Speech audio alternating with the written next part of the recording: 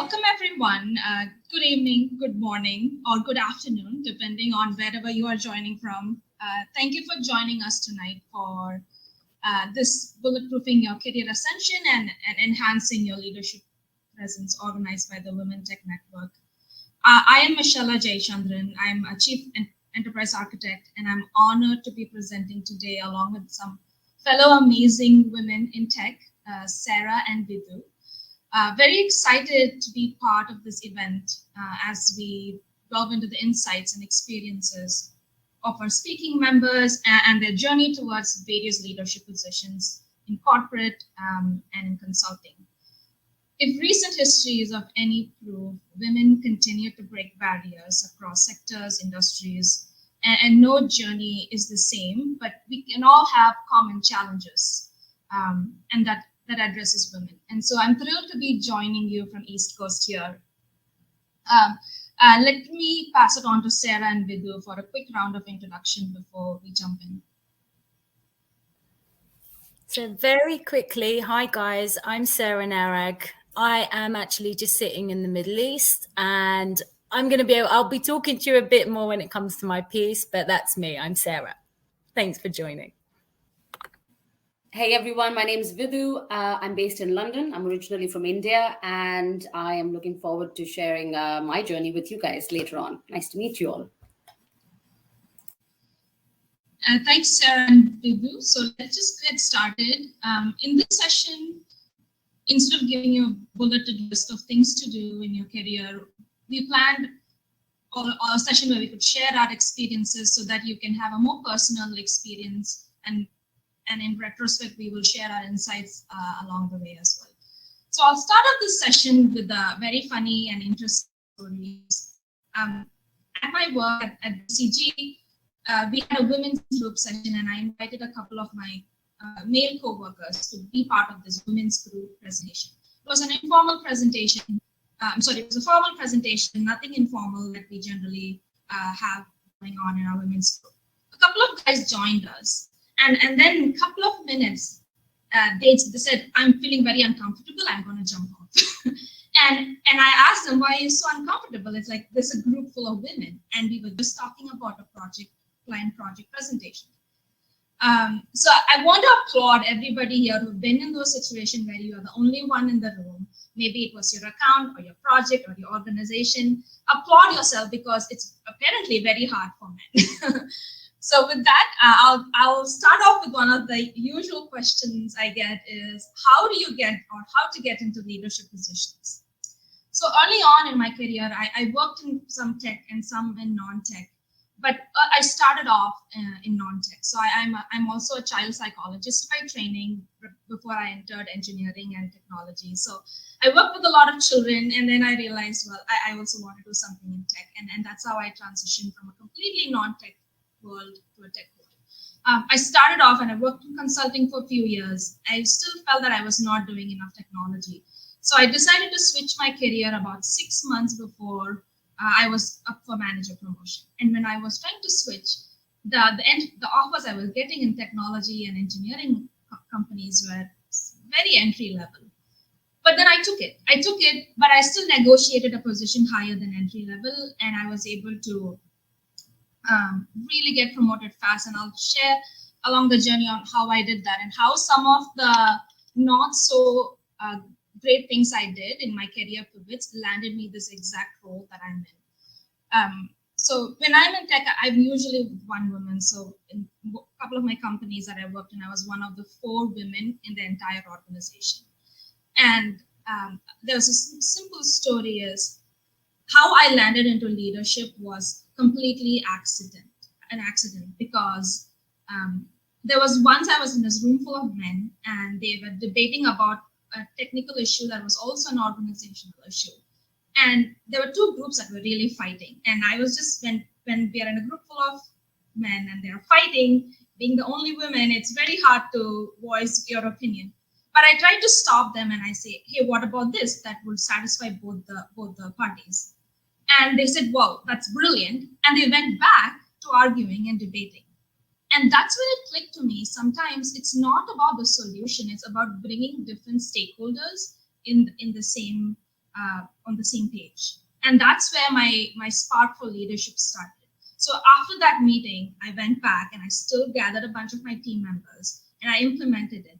I started off saying, as does my whole team doing this, and I started a Slack channel, and it's soon spread to the entire organization, because this was not a person like saying, oh, this is me and this is what I want to do, but I framed it like, this is the problem we have, our team is solving this, and I became sort of an orchestrator. And that is my step into leadership, where at the end of the day, we touched about 11 million customers because of that project that we did. And then that completely came out of not having permission to do that. It's about taking reign in your own hands and running with it. Sometimes you won't even get approval, but would have to spend extra hours to do that. And that's when I realized that leadership is all about bringing multiple stakeholders on the same page and making sure people of all perspectives, with the users, the employers, the vendors, they are all on the same page and they have a buy-in on the solution. So that's the really wonderful thing about technology. So that pivots me to something else that I think, and I've observed many times, that women are extremely good at, is women are natural orchestrators. They are really good at getting a community together to get it going. Because, well, all of us do have ego, like whether regardless of gender, but women in general, they are more of wanting to get the community together. But what happens is, most often, is this doesn't come out. So this doesn't get recognized. And there are two folds to to solving this. One angle is hard work is good, and hard work is good, but the most important question you have to ask yourself is, how is your hard work becoming visible to others? And how is it getting recognized? And whose eyes is it catching? And that's going to be really the key to solving this problem, where women's work was unrecognized, because you have to be your own advocate. And by being your own advocate, you're also intrinsically becoming an advocate for everybody else.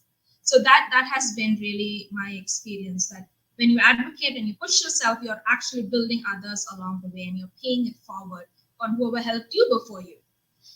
So that is one angle on addressing this. And the other angle is, as women, it's easy. As women, you have to bring other people to the table, and that's something what I often discuss with my women group at work. Is we are at the table, but it's a struggle to get the table, and we should bring other women at the table. But it doesn't really stop there, because getting to the table is a struggle by itself. But then having a voice at the table is a totally different thing. And for that, one needs to be absolutely prepared. So every time you're bringing someone else or mentoring someone else, you're also assuming this informal mentorship on prepping them and making sure that they are well prepared to face the next level. And that leads me into the other segue, where having a community of women at work and outside is super, super critical. And I think that's what I want to wrap my speech here. And I'm so grateful for Women Tech Network to organize this, because at work, some of the terrible work issues I face, or team issues I face, I wouldn't have got through those without my strong set of women network in the organization and outside. I call them like cheer squad. So some difficult situation, and you'd be surprised that there are so many networks you can tap in as women. There are people who you directly work with, or and then there are people in the people and talent organization. There are people you meet at the gym at your work. I mean, it's difficult in COVID, and then there's a lot of online meetup communities where you can find similar technologists or people going through your similar journeys. The power of community is just the outstanding and number one element for my success. With that, I will pause there and see if you have any questions that you can post it, and feel free to post it in the chat before Sarah will speak.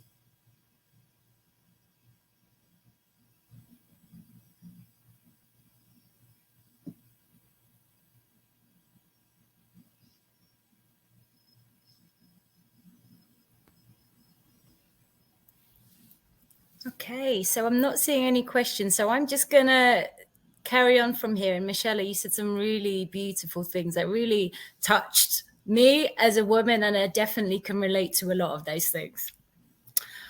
So I'm Sarah. So hi guys. And again, it's great to be here and I'm so happy to be a part of this session. So within the next couple of minutes, I'm going to try and give you my 2 cents, try and give you my high level overview of my career today and talk about some of the industry changes that I've made, some of the within industry changes that I've made, kind of diagonally, kind of vertically. And I want to talk to the advice I would give to my 22-year-old self.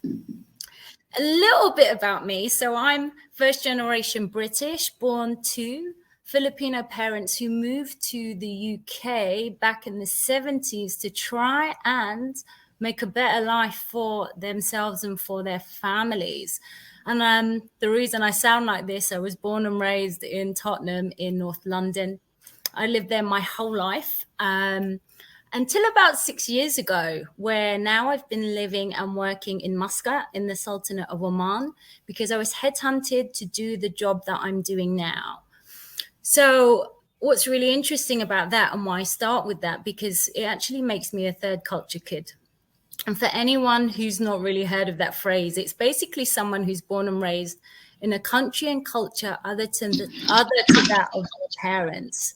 So I'm comfortable with both cultures, but not fully accepted by either. So I won't talk too much about it, but I think it's just really interesting to understand the cultural implications of that, especially because now I've been living in the Middle East, which has had an additional and yet profound impact on both my personal and professional life today.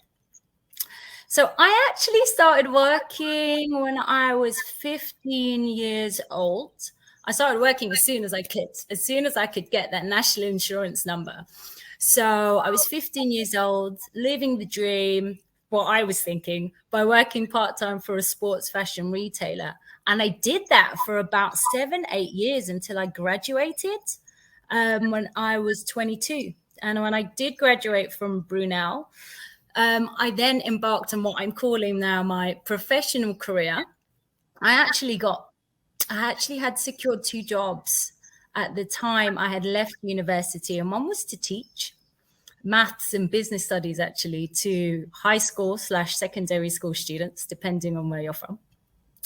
But I actually decided to take on my job as a credit controller in the City of London. So that was the start of my professional career. So I did that, smashed a few records in collections before I embarked on my 14-year-long career to date as a non-technical woman in telco and in tech. And that's when I was 23. And the interviewing director at the time actually took a chance on me.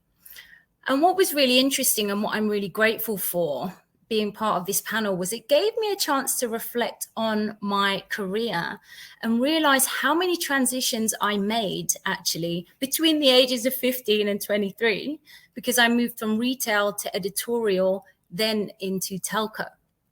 And it's actually before I started my professional career where I gained my first experiences of being a leader and being a manager and understanding what that actually meant. And I think for us who have now had a relatively long career, and I say, I've had 14 years in telco now, I think it's really easy to forget and discount the earlier experiences that you have, when actually that really created a really strong base of transferable skills and management skills that I believe still contribute to my success as a leader today. And looking on it now, like I was 19, 20 years old, and I actually managed a retail store. And I did this for a year as part of my sandwich course. And I was managing like a team of 20 to 30 members of staff, aged between 16 and 50, like a 16-year-old teenage boy, a 45-year-old woman who's a mother, who's studying and just working part-time to try and make ends meet. And I'm there at 19, 20, just trying to manage them. So it was really an experience of how I had to manage different people, try to get them on your side, trying to get their respect, whilst at the same time managing a business. So, managing budgets, targets, cash, front-facing customer experience where you had really abusive customers, racist customers, and you still had to do audits, stock taking, and doing crazy stuff like all-nighters, preparing for Christmas sales. So I think what actually prepared me for my move into telco and what helped me to pass those interviews and get into it was understanding how to translate those years of experience into a list of transferable skills and competencies that I could sell to convince management at the time that I could do this. And I think a trick is being able to reflect on those experiences and package them up like a pro, like these two ladies here I've had the experience of working with in this panel today. So to my telco career, I started as a billing analyst. I worked my way up in various roles in customer financial services. And about 7 years in, I was asked to apply for a job internally in a department called Business Process Innovation to be the SME for the EMEA finance area. So I was working on establishing and improving policy and process in an area that I knew inside out. So this is where I'm talking about a natural diagonal move, because I was no longer on a management track, but it was a natural progression for me because I was an expert in the area that I was supporting and allowed me to delve into the whole world of process. So that was a great natural move that I think really helped with my career, because after a couple of years of doing that, I was then headhunted to do the job that I'm doing now. And that is heading the billing, which is now the billing and collections team of the wholesale business unit of an incumbent telco company in Oman. So those are a couple of my industry to industry moves and within industry moves that I think were pretty interesting. But when I do reflect on my first professional leadership promotion, it was about 5 or 6 years into my career. And despite it being well-deserved and long-awaited, because I was doing the role for many years before I got the actual title and the pay rise to go with it, it was very bittersweet. And in a way, like Mischella, it happened accidentally, but accidentally in a really negative way. And I don't think I've got the time to talk about the specifics of that. But what I will say about it was, unfortunately, it was my first experience of being confronted with the realization that there are people out there that will be working against you. And the most horrible part of this for me back then was that it was at the hands of a woman. And that kind of leads to my segue of the advice that I would give my 22-year-old self. And if I could, to be honest, I wouldn't change anything. It's not like we can anyway. But if I could speak to Sarah, if I could speak to 22-year-old Sarah, I wish I could help to prepare her for all the things that she would face, all those horrible things that we face as women and as women of color in the industry. So, for example, I wish I could say to her that you will face adversity and you will face microaggressions, but you won't know the name for it yet. And you will face racism and you will face sexism. And the people who are doing it, they don't even know about it. They're not even aware.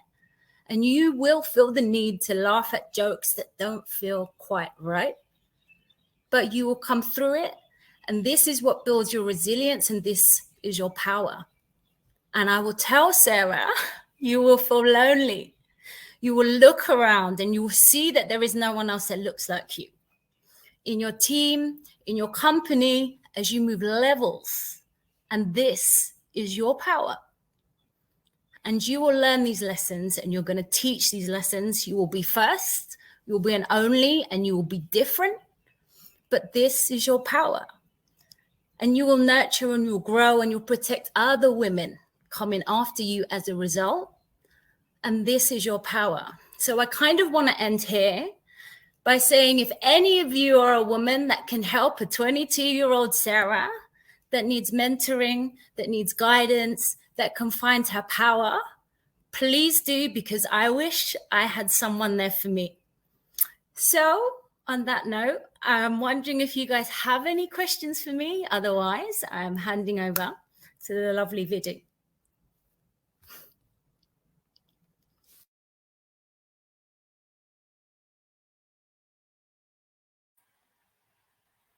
Wow, that's a tough act to follow after Mischella and Sarah. I think now I'm thinking about the order. I should have just raised my hand to go first because this is. Thank you, ladies. Okay, I'll try to do my level best and make sure that you all get something to take away after the session. So first of all, thank you for joining and giving us some time from your day. My name is Vidhu. I'm based in London. Like I said earlier on, I am originally from New Delhi, India.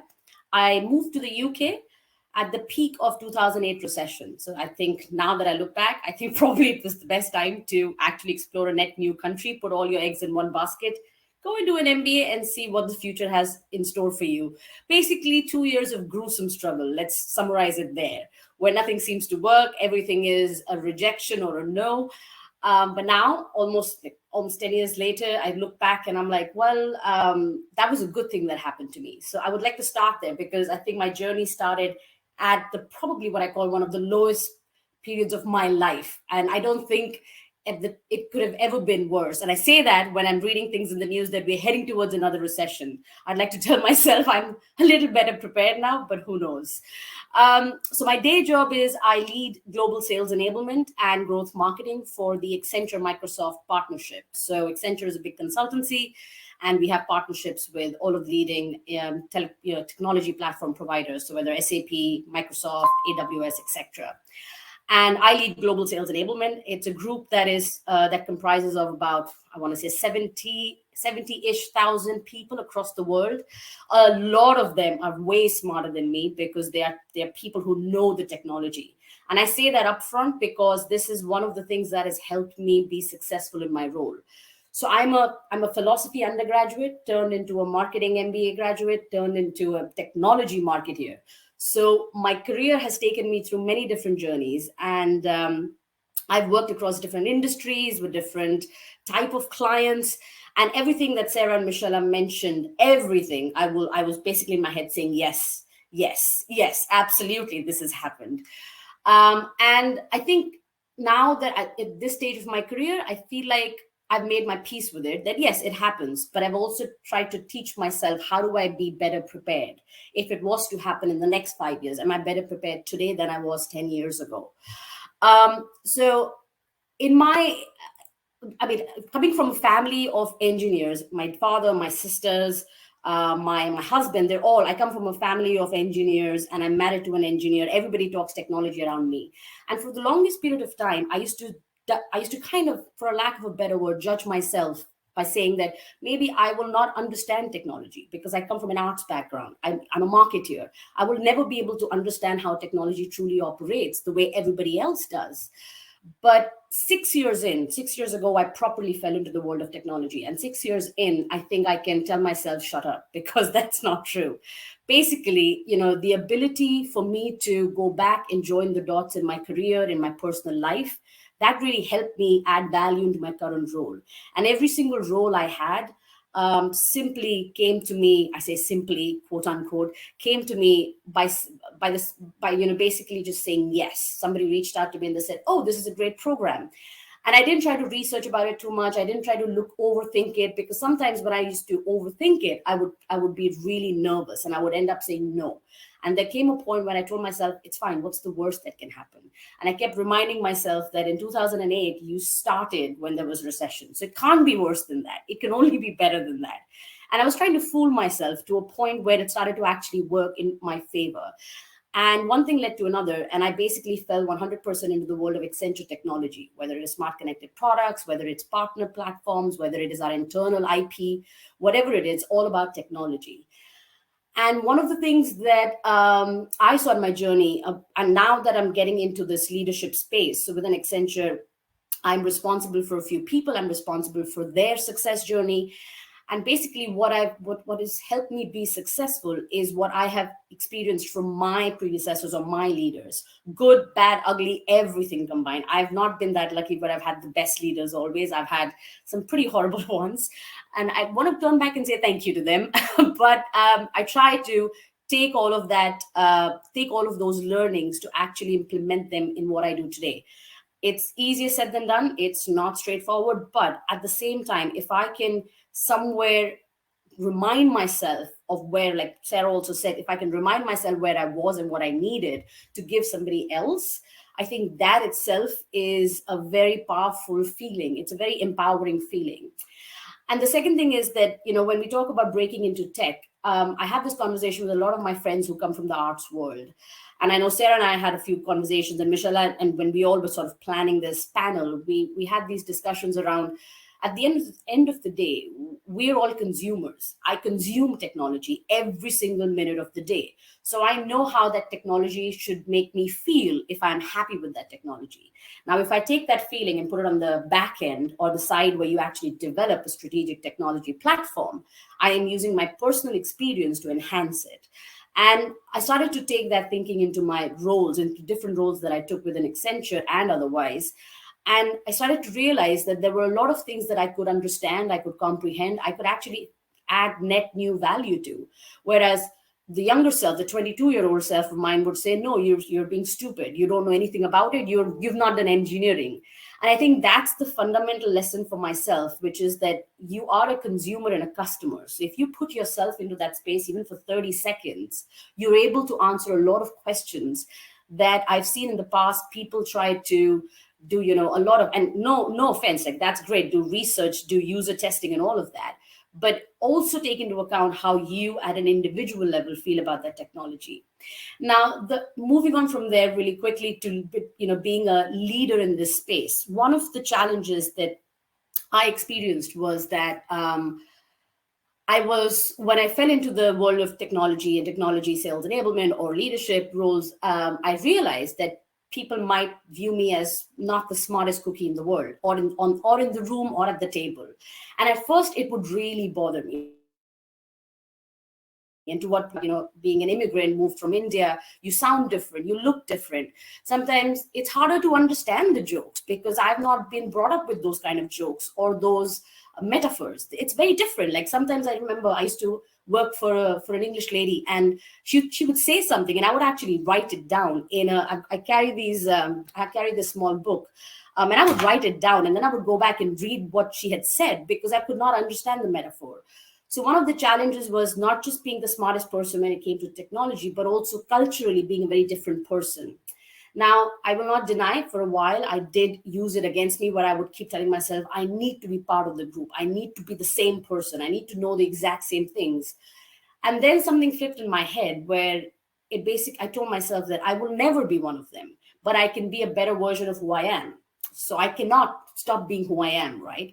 And I used that I started to use that as a strength.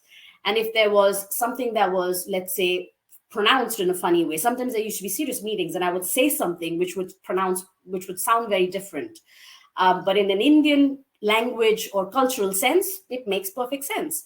So you start to you start to humor yourself. And when you're able to do that, I felt that nobody else could do that to me. They couldn't humor me because I was going one step ahead and I was basically saying, look, this is who I am.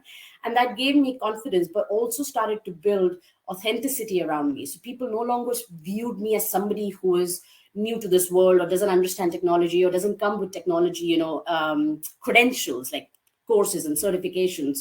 But they started to trust my judgment. They started to trust my questions, what I wanted to do, where I wanted to go. And I would say that it is, again, a very big learning that I captured in my career, that you should be able to take yourself a little bit lightly in that context, especially if you're somebody like me coming from an arts background. The other thing was that I started to realize that all through my life, whether it was as a child, as a graduate, as a master's student, there were things that were being thrown at me, whether it was content, economic considerations, personal changes, professional changes.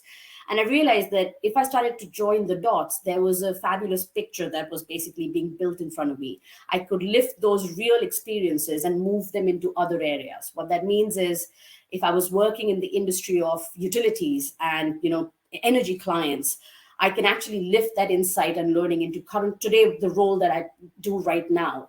And that is quite powerful as well, because I feel like a lot of times we end up trying to start from scratch. If we move or change a role, or we go into a new industry, we start building and learning our knowledge around, or gathering knowledge around that net new area. And I think that's great, but then you should be able to trust your own brain's ability to hold all that information that has been around you for all these years. So joining the dots is another very powerful thing. I will not go into the details, but to leave you guys with something, if I can tell my 22-year-old self something, I would tell my 22-year-old self two things. And the first one can be a bit controversial, so bear with me. The first one is, I will tell myself, don't believe in the quote, do what you love 100% and blindly.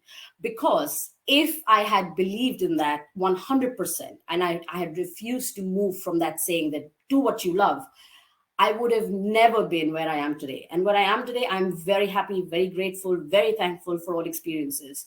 So for me personally, yes, find something that you love, or what you are doing, find an area that you love within it, and that will take you places.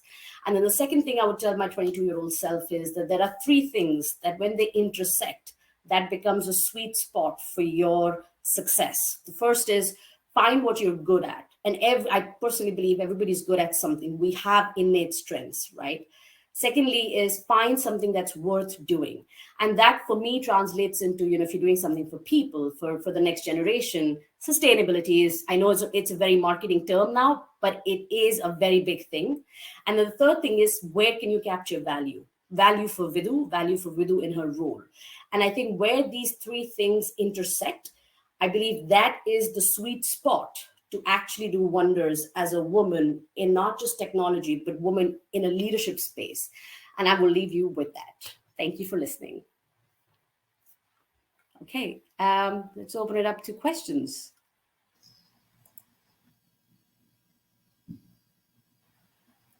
Along those lines, I just want to echo what Vidhu and Sarah mentioned. Is it's so interesting that people from the non-tech, the transition to tech, it seems like a huge mountain to summit, but actually, in my career, the way I've seen who've been really successful in connecting with customers in technology is people from non-tech. And I'll give you some examples. So I work with a lot of startups, and I also work with a lot of large corporations. 70% of the startups fail. 70% of the reason startups fail is because the founders and the technologists there have failed to make the connection with the people, the users, and the customer needs. And they can have great technology, but if you don't have the human design element that is very transferable from non-tech, it is an absolute failure, because that's where we are making a change in the society. We're using technology for common good. And it's so crucial that we want people from non-tech background in technology to give that perspective. Yeah, that's my simple takeaway there. Brilliant. I think we've got some questions here. We've got Anna asking, how do you judge when to do the things you love and when it's required to push through? Oh my, I wasn't expecting that follow-up question.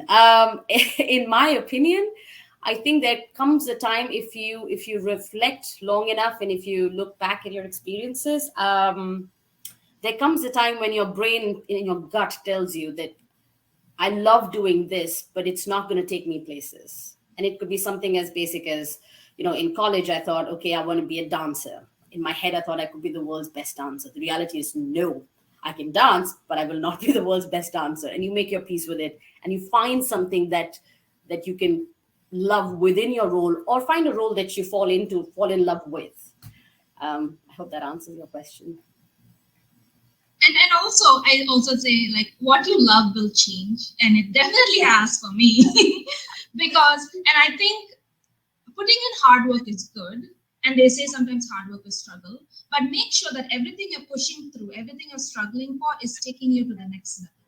Exactly. Otherwise, we could get lost into that same loop of getting nowhere.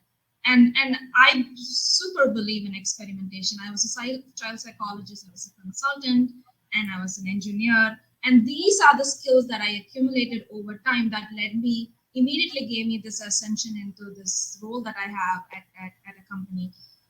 So I would say all the lack of clarity, all the things that you love, if you combine all of that and just keep doing what you do best and keep learning and keep growing and be having a positive attitude, it will definitely take you in.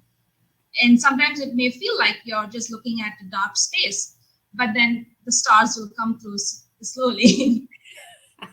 Yeah, if it doesn't, then you know what? Seriously, physically, go take a hike, like go for a hike and then come back, revisit it. You'll have a different perspective.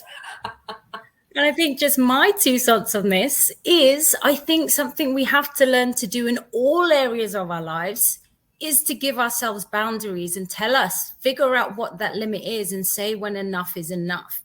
And I think you have to do that within your professional career. You have to know when to kill a project.